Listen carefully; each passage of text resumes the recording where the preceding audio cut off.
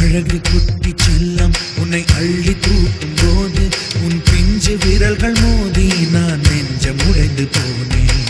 ஆளை கடத்தி போகும் உன் கண்ண குழியின் சிரிப்பில் விரும்பி மாட்டிக்கொண்டு